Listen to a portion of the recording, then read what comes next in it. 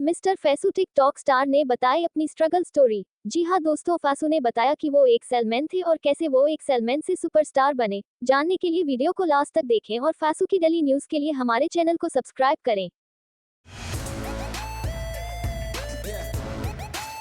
Struggle story तो मेरी बहुत ज़्यादा ही है।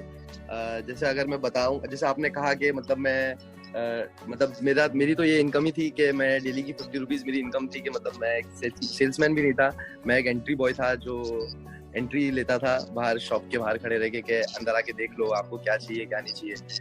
फिर उसके बाद थोड़ा थोड़ा करके मुझे सेल्समैन के लिए पूछा गया तो मैं सेल्समैन का किया।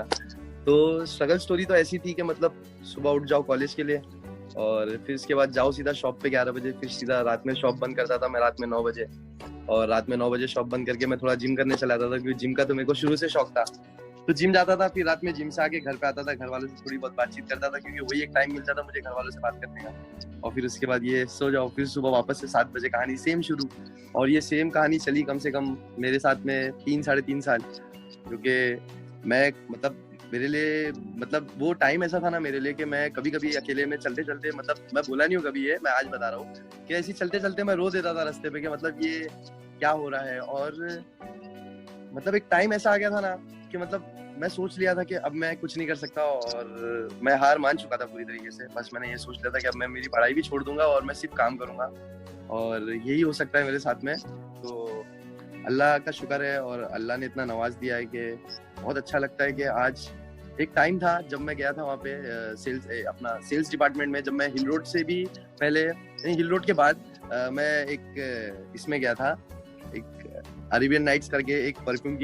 डियो का ही था वो, और वहाँ पे मैं सेल्समैन था। वो सेल्स काउंटर पे मतलब मैं एक अकेला लड़का खड़ा था और मेरे लिए कुछ नया था क्योंकि एक सेल्समैन डायरेक्ट डियो कैसे बेच सकता है,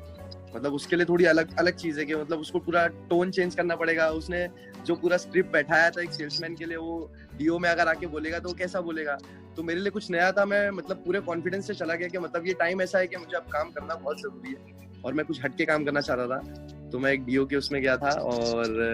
गलती ये हो गई कि मेरे फर्स्ट डे पे ही मुझसे एक बॉटल गिर गई जो 12,000 रुपए की थी, और मतलब वो बॉटल 12,000 रुपए की थी और मेरी सैलरी 10,000 रुपए थी। और वो जॉब को मैं छोड़ना नहीं चाहता था, हालांकि बॉटल टूटने के बाद मुझे भी ये कहा गया कि मतलब ये आपको निकाला जाता है यहाँ से,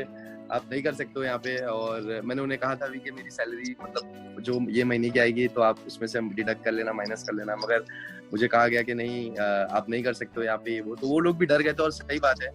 किसी का ऐसा अगर लॉस होएगा तो वो भी बोलेगा कि आप नहीं कर सकते हो। तो अल्हम्दुलिल्लाह आज वो दिन है और आज का दिन है कि मतलब मैं सोचता हूँ कि मतलब अल्लाह ने इतना नवाज दिया है कि आज मेरे